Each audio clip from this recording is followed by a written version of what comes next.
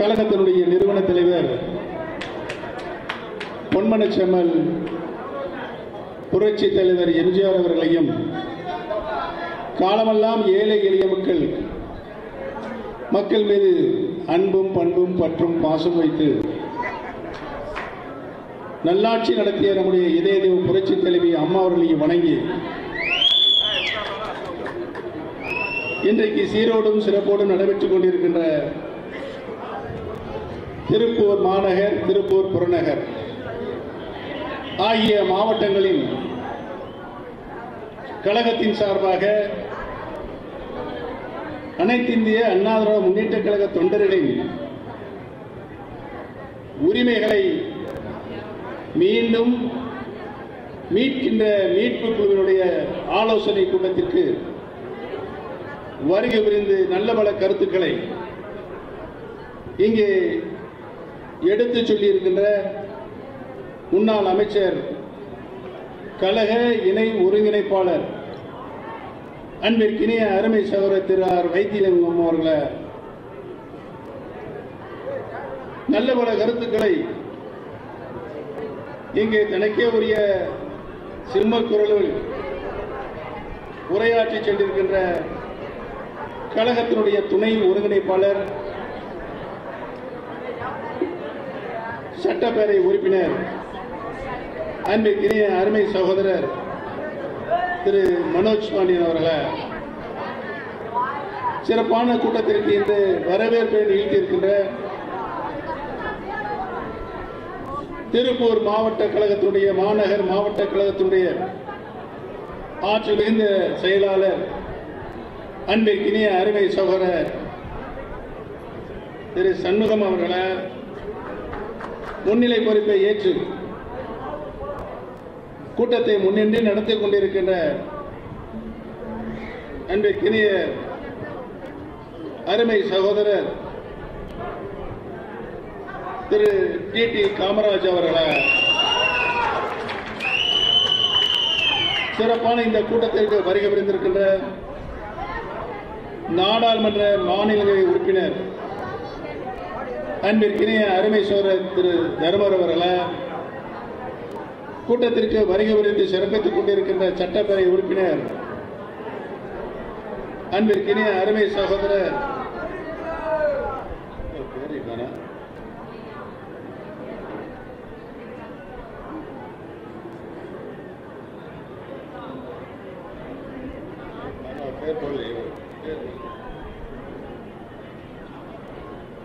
உசிலை சட்டமன்ற தொகுதி உறுப்பினர்,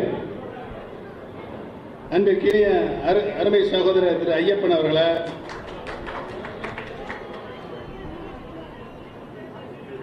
கழகத்தினுடைய இலக்கிய செயலாளர் அன்பு சகோதரி இறை தாமரை அவர்களை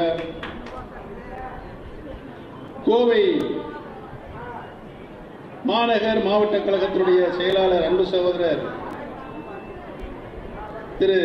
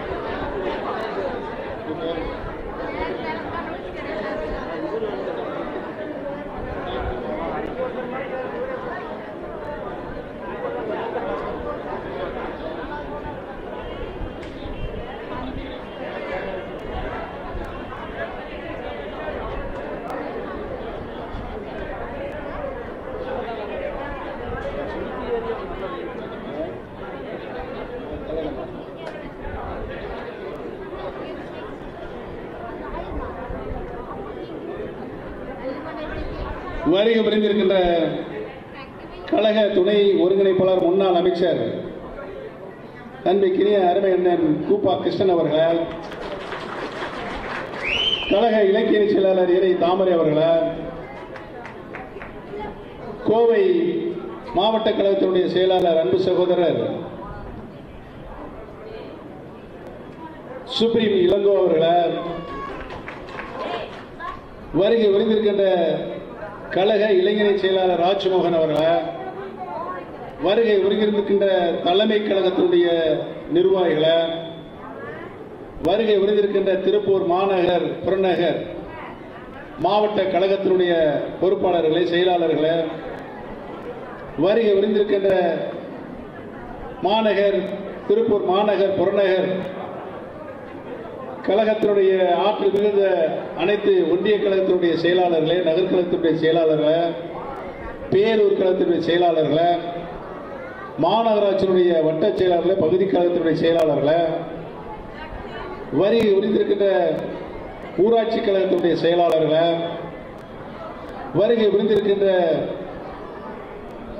கழகத்தில் பல்வேறு நிலைகளில் பொறுப்புகளில் தங்களை முழுமையாக ஈடுபடுத்திக் கொண்டு கழக பணியை கடமையோடு பணியாற்றிக் கொண்டிருக்கின்ற அத்தனை கழகத்தினுடைய நிர்வாகிகளே, பொறுப்பாளர்களே, வருகை புரிந்திருக்கின்ற பெரியவர்களே, பேரன்பு கொண்ட தாய்மார்களே, உங்கள் அத்தனை பேருக்கும் என்னுடைய பணிவான நன்றி கலந்த நல் வணக்கத்தினை இந்த நல்ல நேரத்திலே தெரிவித்துக் கொள்ள கடமைப்பட்டிருக்கிறேன்.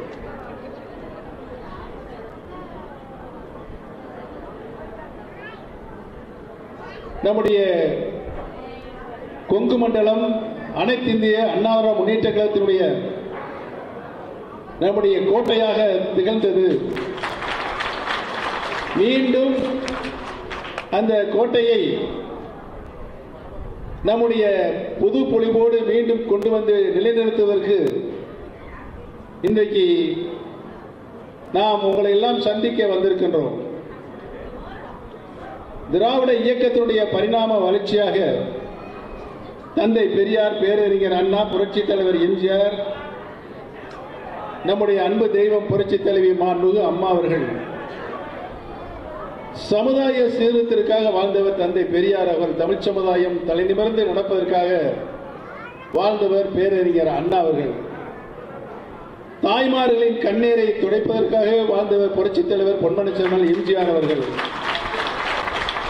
இந்த முப்பெரும் தலைவர்கள் அன்பு, அறிவு, ஆற்றல் ஆகிய குணங்களை ஒருங்கே கொண்ட ஒரே தலைவர் நம்முடைய இதயம் டாக்டர் புரட்சி தலைவி மாண்புமிகு அம்மா அவர்கள் தான். அனைத்து இந்திய அண்ணா முன்னேற்ற கழகம் இந்த மாபெரும் இயக்கத்தை புரட்சி தலைவர் எம்ஜிஆர் அவர்கள் தொண்டர்களுக்காக இந்த இயக்கத்தை உருவாக்கினார்கள். அந்த இயக்கத்தை தொண்டர்களுக்கான இயக்கமாகவும் உருவாக்கினார்கள். இந்த இயக்கம் காலமெல்லாம் இந்த உலகம் உள்ளவரை தொண்டர்களின் உரிமையை காக்கின்ற இயக்கமாகத்தான் இருக்க வேண்டும் என்று புரட்சி தலைவர் எம்ஜிஆர் அவர்கள் பல்வேறு சட்ட விதிகளை, கழக சட்ட விதிகளை உருவாக்கி அவருடைய காலத்தில் அதை முழுமையாக நடைமுறைப்படுத்தி காட்டினார்கள். புரட்சி தலைவி மாண்புமிகு அம்மா அவர்களும் அந்த சட்ட விதிகளை நிறைவாக அவருடைய காலத்திலும் மாண்புமிகு அம்மா அவர்கள் அதை தொண்டர்களுக்கான உரிமையாக கட்டி காப்பாற்றினார்கள். சாதாரண தொண்டன் கூட உயர் பதவிக்கு வர முடியும் என்ற நிலையை புரட்சி தலைவர் எம்ஜிஆர் அவர்கள் உருவாக்கினார். கழகத்தினுடைய தலைமை பொறுப்புக்கு வருகின்றவர்கள் கழகத்தினுடைய அடிப்படை உறுப்பினர்களால் தேர்தல் மூலம் தேர்வு செய்யப்பட வேண்டும் என்பதுதான் புரட்சி தலைவர் எம்ஜிஆர் உடைய கழக அந்த சட்ட விதி. அந்த சட்ட விதிப்படிதான் புரட்சி தலைவருடைய அந்த சட்ட விதிப்படித்தான் சாதாரண தொண்டன் கூட கழகத்தினுடைய பொதுச் செயலராக வர முடியும் என்ற நிலை அனைத்து இந்திய அண்ணா முன்னேற்ற கழகத்தில் இருந்தது. அந்த விதியை புரட்சி தலைவர், புரட்சி தலைவி மாண்புமிகு அம்மா அவர்கள் மறைவுக்கு பின்னால் சில பேர் அதை கபலீகரம் செய்கின்ற ஒரு அபாயகரமான சூழலை இன்றைக்கு உருவாக்கி இருக்கிறார்கள். எந்த சட்ட விதியின் மூலம் சாதாரண தொண்டன் கூட கழகத்தினுடைய உச்சபட்ச பதவிக்கு வர முடியும் என்ற நிலையை 50 ஆண்டு காலம் நம்முடைய புரட்சித் தலைவர் எம்ஜிஆர் புரட்சித் தலைவி மாண்புமிகு அம்மா அவர்கள் நடைமுறைப்படுத்தினார்களோ அந்த சட்டத்தை தூக்கி எறிந்துவிட்டு கழகத்தினுடைய பொதுச் செயலராக வருவதற்கு 10 மாவட்ட செயலாளர்கள் முன்மொழிய வேண்டுமாம், 10 மாவட்ட செயலாளர்கள் வழிமொழிய வேண்டுமாம், 5 வருடம் தலைமை கழகத்துடைய தலைமை கழக நிர்வாகி இருக்க வேண்டும். அப்படி யார் வர முடியும்? மிட்டாதார் மிராஸ்தார்கள் நம்ம தங்கமணி வேலுமணி போன்றவர்கள் தான் அந்த பதவிக்கு வர முடியும். புரட்சி தலைவர் காலத்தில் புரட்சி தலைவி மாண்புமிகு அம்மா காலத்தில் சாதாரண தொண்டன் ஓபிஎஸ் வர முடியும் என்ற நிலையை உருவாக்கினார்கள். நாளைக்கு இன்றைக்கு கீழே உட்கார்ந்திருக்கின்ற நீங்கள் தலைமை கழகத்தினுடைய பொறுப்பாளராக இங்கு மேடையில் அமர்கின்ற ஒரு சூழல் உருவாகும். அதற்காகத்தான் புரட்சி தலைவர் எம்ஜிஆர் அந்த விதியை சட்ட விதியை உருவாக்கினார். அந்த சட்ட விதியை இன்றைக்கு காற்றிலே பறக்கவிட்டு கபலீகரம் செய்து ஒரு தனிப்பட்ட குழு மட்டும்தான் அந்த பதவிக்கு வர வேண்டும் என்ற சூழ்நிலையை உருவாக்கி இருக்கிறார்கள். அதோடு மட்டுமல்ல, பல்வேறு பிரச்சனைகளை கடந்து நாம் ஒன்றுபட்டு கழகம் நன்றாக இருக்க வேண்டும், ஆட்சி நிலைக்க வேண்டும் என்று ஒன்றுபட்டு அனைவரும் இணைந்து நடத்தப்பட்ட பொதுக்குழு, அந்த பொதுக்குழு மூலமாக தேர்தல் நடத்தப்படும் என்று அறிவிக்கப்பட்டு அனைத்து இந்திய அண்ணா முன்னேற்ற கழகத்தினுடைய 1.5 கோடி தொண்டர்களும் தங்களுடைய வாக்குரிமையின் மூலம் ஒருங்கிணைப்பாளர் இணை ஒருங்கிணைப்பாளர் தேர்தல் நடைபெற்று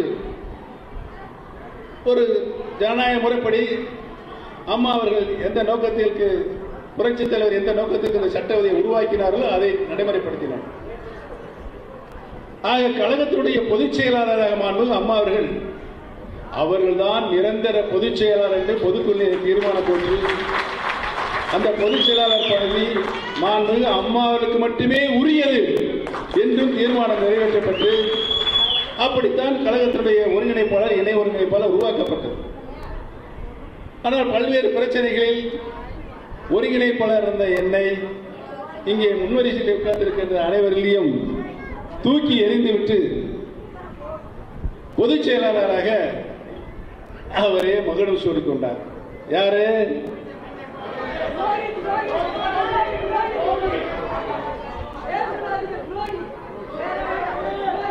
மீண்டும் புரட்சி தலைவர் அம்மா அவர்கள்தான் கழகத்தினுடைய நிரந்தர பொதுச் செயலாளர் என்ற விதியை நீக்கியிருக்கிறார்கள். கழகத்தினுடைய நிரந்தர பொதுச் செயலாளர் மாண்புமிகு அம்மா அவர்கள்தான் என்ற விதியை தீர்மானத்தை நீக்குவதற்கு நீ யார்?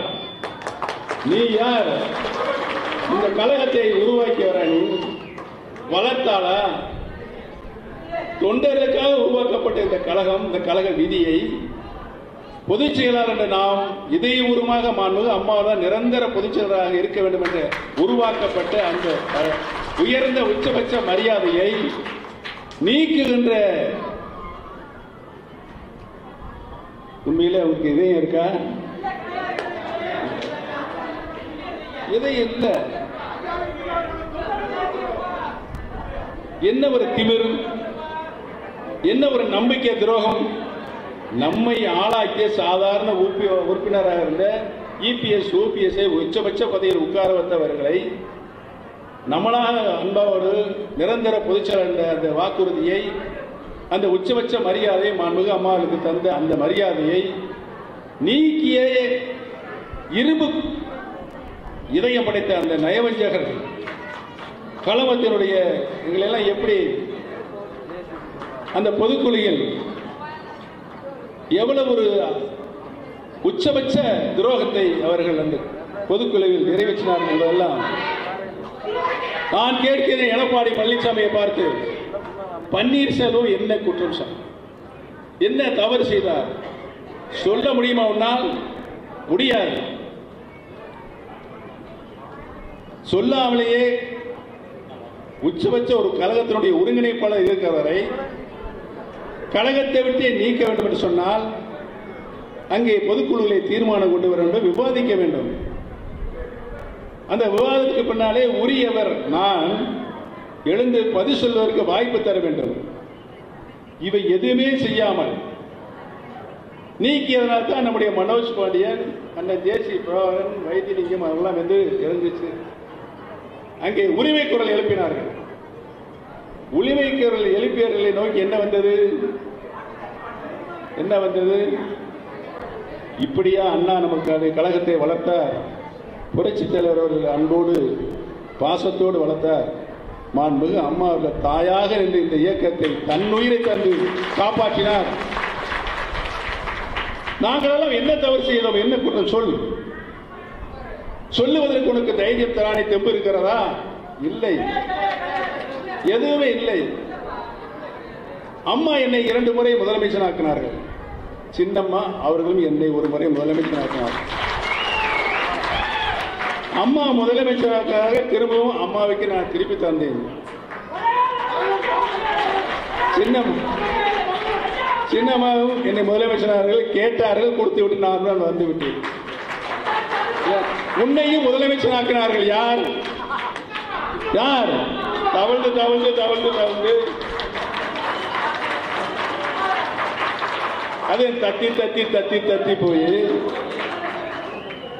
தத்தி போய் முதலமைச்சர் கேட்டு வாங்கினீங்க. அந்த அம்மாவும் பாவம் ஏமாந்துட்டு இன்னைக்கு பரிதாபமா இருக்கு. சின்னம்மா பாவம் சின்ன பிள்ளைகளுக்கு சாக்லேட் கொடுத்துட்டு இருக்கு. போய் சின்னம்மா அண்ணன் அடிக்கடி சொல்லுவாரு, ஜெயசிக்கு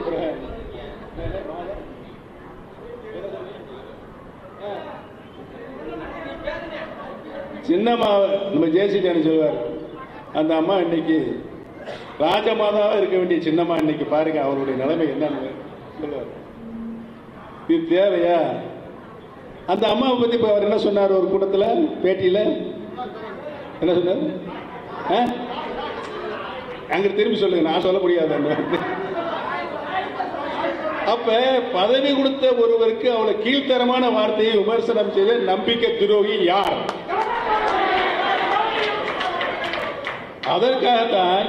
அதற்காகத்தான் இன்றைக்கு இந்த பழனிசாமி முதலமைச்சராக இருந்து நடத்தப்பட்ட தேர்தல் அத்தனையும் தோல்வி. அத்தனையும் தோல்வி. ஊரக உள்ளாட்சி தேர்தல், நகராட்சி தேர்தல், சட்டமன்ற பொதுத் தேர்தல், நாடாளுமன்ற தேர்தல் 39 பேரை போட்டிட்டு ஒரே ஒரு இடம் எது? தேனி. அது கூட பொறுக்கல உனக்கு, அது கூட பொறுக்கல. பாரத பிரதமர் தேனி மாவட்டத்திற்கு தேர்தலுக்கு முன்பாக 2 முறை வந்தார். தேர்தல் பிரச்சாரத்தில் ஒரு முறை வந்தார். அந்த ஒரு முறை தேனி நாடாளுமன்ற தொகுதி, அந்த தொகுதி தான் வெற்றி பெற்றது. அவராகவே எண்ணிக்கொண்டு நான் தேர்தல் பிரச்சாரத்துக்கு போன ஒரே தொகுதி தேனி, அது ஜெயிச்சிருக்குது, அதை நான் மத்திய அமைச்சர் கொடுக்கணும்னு சொல்லி பாரதிய ஜனதா கட்சியோட அதிகாரபூர்வமான தொலைக்காட்சியில் வந்துருச்சு. பேர் யார்? பேரு உடனே இங்கிருந்து இந்த பழனிசாமி 9 பேரை கூப்பிட்டு டெல்லிக்கு போய் மிகப்பெரிய மாபாகம். அதை கூட பொறுத்து கொண்டார் பன்னீர்செல்வம். அதை கூட பொறுத்து கொண்டார். தம்பி நீங்க மீட்டிங்ல பேசுறீங்களா? என்னைக்கா நல்லா பேசுறீங்களா? ஆக ஒரு பொதுவான இயக்கத்தில், சேவை இயக்கத்தில் பேரறிஞர் அண்ணாவால் திராவிட இயக்கத்தை உருவாக்கப்பட்டு மாண்புமிகு புரட்சி தலைவர் அதிமுக ஆரம்பித்ததற்கு பின்னால் இந்த இயக்கத்தை எப்படி தாய் பாசத்தோடு சகோதர பாசத்தோடு வளர்த்தார்கள். இன்னைக்கு எங்களெல்லாம் பார்க்கின்ற போது தாய்மார்கள், சகோதரர்கள், சகோதரிகள் அன்போடு உபசரித்து வரவேற்று பாச உணர்வோடு, இதுதான் ஒரு இயக்கத்தில் பிணைக்கப்பட்டிருக்கின்ற பாச உணர்வு. இதை கபலீகரம் செய்ய வேண்டும் என்று குறுக்கு வழியில் சால் ஓட்டினா முடியுமா? முடியாது. நீ உண்மையாக மாண்புமிகு அம்மா அவர்கள் போல பொது சேவையில் ஈடுபட்டு தாய்மார்களுக்கு, ஏழை எளிய மக்களுக்கு உதவி செய்ய வேண்டும். இல்ல, இந்த குணம் உங்கள்கிட்ட இல்ல. யாராரு நம்மளை லேசா பார்த்தா கூட அவன் என்ன முறைச்சு பார்க்கிறேன், அவனை க்ளோஸ் பண்ணு முதல்ல. இதுக்கு ஏங்க இந்த தலைமைகளை நிறுவையெல்லாம் அங்கே உட்காந்துருக்காதுலாம் எதுக்கு உட்காந்துருக்காதுன்னு தெரியல. குடிச்சு வச்ச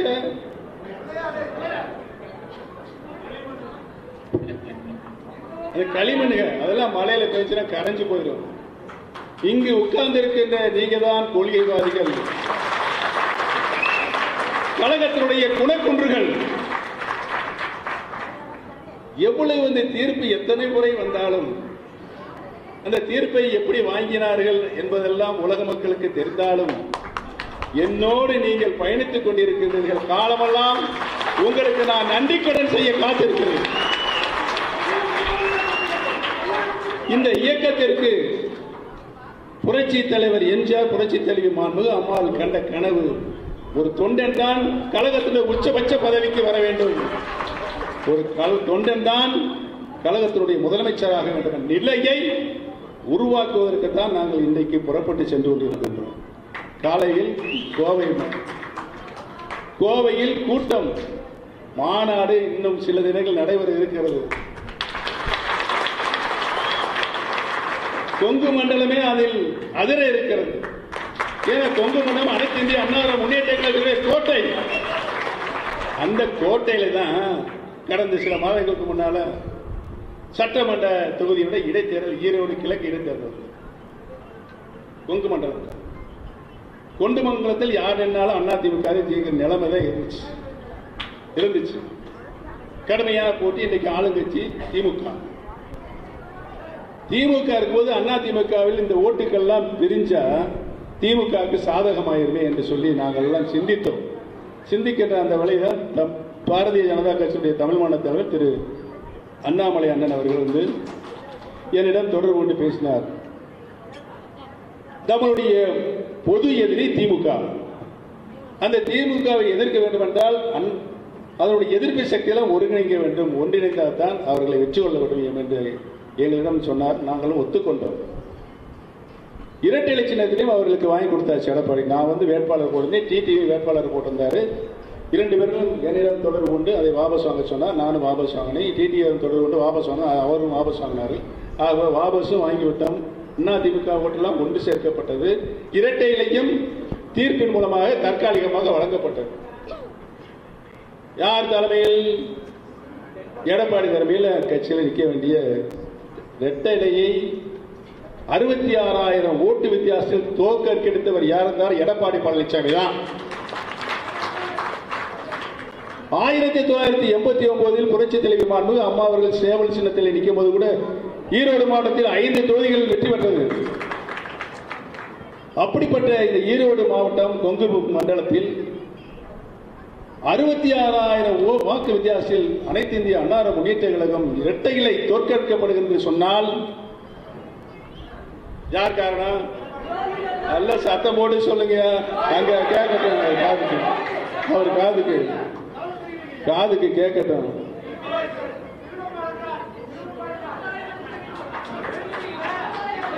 இது வந்து நம்ம கழகத்தினுடைய தொண்டர்கள் ஆழமாக பதிந்திருக்கிறது. தமிழ்நாட்டில் இருக்கின்ற அனைத்து பொதுமக்களும் ஜாதி வித்தியாசம் பார்க்காமல், மத வித்தியாசம் பார்க்காமல் பழனிசாமி இந்த மாபெரும் இயக்கத்தை, பேரியக்கத்தை கபலீகரம் செய்தோடு மட்டுமல்லாமல் இந்த இயக்கத்தை 4 கூறாக ஆக்கிவிட்டாரே, கழகத்தினுடைய சட்ட விதியை கபலீகரம் செய்து அதை நாசப்படுத்தி விட்டாரே என்ற மனப்பான்மை தான் இன்றைக்கு தமிழக மக்களிடத்தில் பரவலாக இருக்கிறது. அதனுடைய வெளிப்பாடுதான் கொங்கு மண்டலத்தில் நடைபெற்ற ஈரோடு சட்டமன்ற தொகுதி இடைத்தேர்தலில் இரட்டை இலை 66,000 வாக்கு வித்தியாசத்தில் தோற்கடிக்கப்படுகிறது சொன்னால், ஆக இரட்டை இலையை தலைமை தாங்கி நடத்தி கொண்டிருக்கின்ற யார் என்றுதான் மக்கள் தீர்மானிக்கிறார்கள். யார் அவர் இருக்கலாமா? ஆக மீண்டும் கழகத்தினுடைய சட்ட விதியை புரட்சி தலைவர் எப்படி கொண்டு வந்தாரோ அதை கொண்டு வந்து அந்த சட்ட விதியில் சேர்க்க வேண்டும், கோர்க்கப்பட வேண்டும். ஒரு தொண்டன் கூட கழகத்தினுடைய பொதுச்செயலாளராக அங்கே நிறுத்துகின்ற உரிமை வேண்டும். அதுக்கு சாதாரண தொண்டர்கள் முன்மொழிய வேண்டும். சாதாரண தொண்டன் கூட அடிப்படை தொண்டை வழிமொழிய வேண்டும். மாவட்ட செயலாளருக்கு எப்படி ஒரு 50 லட்சம் 60 லட்சம் கேட்பாரு, கொடுத்து விலைக்கு வாங்கிட்டு முன்மொழியெல்லாம் வழியமெல்லாம் இப்போ அப்படித்தானே கொடுத்து உட்கார வச்சிருக்காங்க. 228 பேர் பொதுக்குழுவான் நல்லா உட்கார்ந்து இன்னைக்கு பிரியாணி சாப்பிட்டு போயிட்டு இருக்காங்க. கொஞ்ச நாச்சும் மனசுல ஈர வேணாமா? 50 வருஷம் இந்த இயக்கத்தினுடைய தலைவர்கள் இந்த இயக்கத்திற்கு தன் உயிர் புரட்சி தலைவர் இந்த பாடி பில்டிங்க்கு 100 வருஷம் வரைக்கும் இருந்திருப்பார். மாண்புமிகு அம்மா அவருடைய உடல் ஆரோக்கியத்திற்கு 100 வருஷம் இருப்பார். நாங்களாம் 25 வருஷம் அம்மா பக்கத்திலே உட்கார்ந்து அம்மாவுடைய நடவடிக்கைகள் என்ன வேணும் எனக்கு பார்ப்போம். தண்ணி எடுத்து குடிக்க போது கூட நாங்கள் எடுத்து கொடுக்கலாம் போனோம், உட்காருங்க அப்படின்னு சொல்லிட்டு குடிச்சுட்டு பேனா இப்படி வைக்கிறதுல ஒரு முறை இருக்கும், நோட்டை ஒரு முறை இருக்கும், எடுத்து எழுதுறதுல ஒன்று இருக்கும், பார்க்கறதுல ஒரு முறை இருக்கும். பார்த்தாங்கன்னா அம்மா பார்த்தாங்கன்னா புளிப்பாரு எதுக்காண்டி பார்க்குறாங்க அப்படின்னு எங்களுக்கு தெரிஞ்சு அதன் பிறமா நாங்கள் நடப்போம். அதன் பிறகு தான் நாங்கள் நடப்போம். அதுதான் ஒரு தலைமைக்கு வேண்டும். இப்படி பார்த்தா ஐயோ என்ன நம்மளை என்ன வரைச்சு பார்க்குறானா, இவனை அடிச்சு காலி கொண்டு போகிறது, தண்ணி பாட்டை கூட்டி அடிச்சு வெளியேற்று, இதுதான் உன்னுடைய பாலிசாக கொள்கையாக இருக்கிறது. எப்படிப்பட்ட கட்சி, எப்படிப்பட்ட இயக்கம், எத்தனை உயிர் பயிர்களை தியாகம் செய்து இந்த கட்சி வளர்ந்தது தெரியுமா? எங்க பக்கத்தில் இருக்க வத்தலக்குண்டு ஆறுமுகம் பட்டப்பகலில் வெட்டி படுகொலை செய்யப்பட்டார். ஏன்? அதிமுக காரண்ட ஒரே காரணத்திற்காக. இங்கே பார்க்கிற ஏழை மக்கள் காலையிலிருந்து பார்க்கிறோம், பாராரிகள் எல்லா பேர் எப்படி இருக்காங்க. கீழ்மட்டத்தில் அடிப்படையில் தொண்டர்கள், நீ தொண்டர்களை வச்சு எங்க ஆட்சி கழகத்தை நடத்தலாம் முடியாது தம்பி, எந்த காலத்திலும் முடியாது. அடுத்து வருது இன்னொரு கூட்டம். நாங்க கொங்குபேட்டையில் ஒரு பெரிய மாநாடு நடத்த திட்டம் தான் போய் பார்த்துட்டு வந்தோம், இடத்தெல்லாம் பார்த்துட்டு வந்தோம். உறுதியாக இன்னும் ஓரிரு தினங்களின் தேதி அறிவிக்கப்பட்டு முழு வீச்சில் அந்த மாநாடு நடைபெறும். அப்பொழுது சில தலைவர்கள் இங்கே காலதாமமாக வந்ததனால் பேச முடியவில்லை. அப்பெல்லாம் அங்கே கொள்கை முழக்கங்கள் அங்கே பேசுவார்கள் என்பதை மட்டும் நான் அந்த நேரத்தில் சொல்லிக்கொண்டு, இப்பொழுது நாம் ஆற்ற வேண்டிய பணிகள், மாவட்ட கலை செயலாளர்கள், ஒன்றிய கலை செயலாளர்கள், நகர் கலை செயலாளர்கள், பேரூராட்சி கலை செயலாளர்கள், கிளைக்கழகத்தினுடைய செயலாளர்கள், கழகத்தினுடைய தொண்டர்கள், விசுவாசமிக்க தொண்டர்கள், நாம் இப்பொழுது நாடாளுமன்ற தேர்தலை எதிர்நோக்கி இருக்கிறோம். நாடாளுமன்ற தேர்தலை எதிர்நோக்கி இருக்கிற இந்த நேரத்தில் நம்முடைய குழுவிற்கு ஒரு உள்கட்டமைப்பு தேவைப்படுகிறது. உள்கட்டமைப்பு என்று சொன்னால் அமைப்பு, கீழ்நிலையில் கிளைக்கழகத்தினுடைய அமைப்பு, பேரூராட்சியில் பேரூராட்சியுடைய அமைப்பு, நகரத்தில் நகராட்சியுடைய அமைப்பு, மாநகராட்சியில் மாநகராட்சியுடைய அமைப்பு, இவைகளில் கழகத்தில் அனைத்து நிலைகளிலும் பொறுப்பாளர்களை தேர்வு செய்யப்பட வேண்டும். தேர்வு செய்யப்படுகின்ற பொறுப்பாளர்கள் ஏற்கனவே நாங்கள் மாவட்ட கழக செயலாளர்களை தேர்வு செய்து அவர்கள் நல்ல முறையில் பணியாற்றிக் கொண்டிருக்கிறார்கள். அவர்கள் ஒன்றிய கழக செயலாளர், நகர் கழக செயலாளர், பேரு கழக செயலாளர், தலைமை கழக செயலாளர் தேர்வு செய்திருக்கிறார்கள். இன்னும் சில பல இடங்களில் தேர்வு செய்யப்படும். அதை முழுமையாக 100க்கு 100 தேர்வு செய்யப்படும் என்ற நிலை இப்பொழுது இருக்கிறது. அதை நீங்கள் முழுமையாக நிறைவேற்றி எங்களிடம் ஒரு 10 நாள் 15 நாள் கொடுத்துட்டீங்கன்னா இது தமிழ்நாடு ஊரா தொண்டு செல்ல இருக்கு. அம்மா அவங்க சொன்னாங்களே, 1.5 கோடி தொண்டர்களால் நிறைந்திருக்கின்ற கட்சியை 2.5 கோடி தொண்டர்களால் நிரப்பி அவர்கள் மூலமாக பொறுப்பாளர்களை தேர்வு செய்து யார் தேர்தலில் நின்றாலும் அவர்களை எதிர்த்து நிற்கின்ற மிகப்பெரிய சக்தியாக நம்முடைய கழக தொண்டர்களின் உரிமை மீட்பு குழு செயல்படும் என்பதை இந்த நேரத்தில் தெரிவித்துக் கொள்கிறேன். அதற்காகத்தான் நாங்கள் உங்களை நாடி வந்திருக்கிறோம், தேடி வந்திருக்கிறோம். எவ்வளவு இடர்பாடுகள் வந்தாலும், எத்தனை தீர்ப்புகள் வந்தாலும் எங்களை தாங்கி பிடிக்கிற கரங்களாக, திருக்கரங்களாக நீங்கள் இருக்கிறீர்கள். அந்த திருக்கரங்களை தொட்டு வணங்கி கழகத்தை காப்பாற்றுவதற்கு எங்களோடு பயணிங்கள். புரட்சித் தலைவர் எம்ஜிஆர், புரட்சித் தலைவி மாண்புமிகு அம்மாவில் கொண்ட கொள்கைகளை மீண்டும் நிலைநிறுத்துவதற்கு நாம் செய்கின்ற நன்றிக்கடாக இருக்க வேண்டும் என்று, அதுதான் நாம் அந்த இருவரும் தலைவர்களுக்கும் 100 வருஷத்துக்கு மேல வாழ்ந்திருப்பாங்க. அவங்கலாம் எத்தனை வருஷத்துக்கு மேல? 100 வருஷத்துக்கு மேல. அந்த கரலா கட்டி எடுத்து தலைவர் சுத்தினார்னா 100 சுத்தி இப்படி சுத்திக்குவார், 100 சுத்தி இப்படி சுத்திக்குவார். அவ்வளவு பாடி போயிட்டா அவருக்கு. எத்தனை பேரை அடிச்சு தூக்கிடுவாரு. வெற்றி பேன வரும்போது பார்த்தோம், நாங்களாம் நேரடியாக பார்த்தோம். எவ்வளவு ஒரு கூட்டம் இருந்தாலும் தன்னை நோக்கி வருவதில்லை. அன்பால் சொல்லுவார், பண்பால் சொல்லுவார். கேட்கல, அப்படி தூக்கி அப்படி போட்டு விடுவாரு. அப்படி ஒரு பாடி. மாண்புமிகு அம்மா அவர்களும் நல்ல தம்பி, நல்ல உடல் ஆரோக்கியத்தோடு இருந்தாங்க. ஏன் அவர்களெல்லாம் குறைந்த வயதில் 70, 72, 73 வயதில் காலமாகிற சூழ்நிலை ஏற்பட்டது என்று சொன்னால் மன அழுத்தம். இந்த மன அழுத்தம் எதனால் ஏற்பட்டது? இந்த கட்சியை நாள் முழுவதும் இரவு பகலும் பாராமல் உழைத்ததற்காக. நாங்கள் 1:30 மணி போய் அம்மாட்ட ஒரு குறிப்பு கழகத்தில் ஒரு நிலைமை இந்த மாதிரி இருக்குமான்னா உடனே எங்களுக்கு 2:30 மணிக்குள்ள எங்களுக்கு பதில் வந்துடும் இரவு. அந்த அளவுக்கு வந்து அம்மா அவர்கள் கண் விழித்து ரத்தம் சிந்தி வளர்த்த இந்த இயக்கம் அதை எந்த நிலையிலும் பால்பட்டு விடக்கூடாது என்பதற்குத்தான் நாங்களும் இன்றைக்கு போராடி கொண்டிருக்கிறோம். எங்களுக்கு எந்த சுயநலம், நாங்களாம் எல்லா பதவியும் வச்சுட்டு உட்காந்துருக்கலாம், அமைச்சராக இருந்து அல்ல தமிழக பதவிகளுக்கெல்லாம். இங்கே இருப்பவர்கள் இங்கே வர வேண்டும், அங்கே உட்கார்ந்து இருப்பவர்கள் நாளைக்கு இந்த வேளையில் வந்து நீங்கள் உரையாற்றுவதை நாங்கள் பார்த்து மகிழ்ச்சி அடைய வேண்டும்.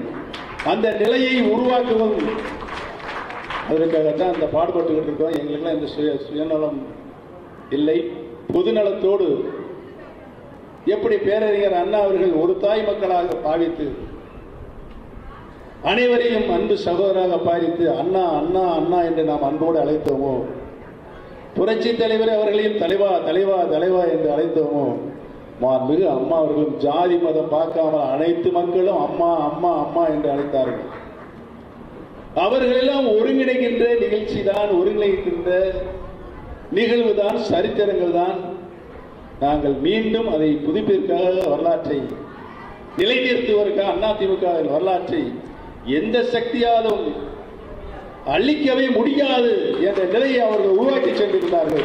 அதை நிலைப்படுத்துவதற்கு தான் நாங்கள் இன்றைக்கு பயணித்துக் கொண்டிருக்கிறோம் என்ற செய்தியை மட்டும் அவரிடம் சொல்லி, எவ்வளவு இடர்பாடு இருந்தாலும் ஒரு சிறப்பான வரவேற்பை, அதிலும் ஆரவாரமான வரவேற்பை கொங்கு மண்டலம் எங்களுக்கு தரு என்று சொன்னால், அடுத்து ஆளப்போவது புரட்சி தலைவர், புரட்சி தலைவர் மாண்புமிகு அம்மாவுடைய கழகம் தான் என்பதை இங்கே நீங்கள் நிரூபித்திருக்கிறீர்கள் என்பதை சொல்லி வருகை புரிந்த அனைவருக்கும் எங்களுடைய நெஞ்சார்ந்த நன்றியை தெரிவித்து, குறுகிய கால அவகாசமாக இருந்தாலும் மாவட்ட கழக செயலாளர்கள் அண்ணன் சண்முகம் அவர்களுக்கும் அண்ணன் காமராஜ் அவர்களுக்கும் எங்களுடைய நெஞ்சார்ந்த நன்றியை காணிக்கையாக்கி விடைபெறுகிறோம். நன்றி, வணக்கம்.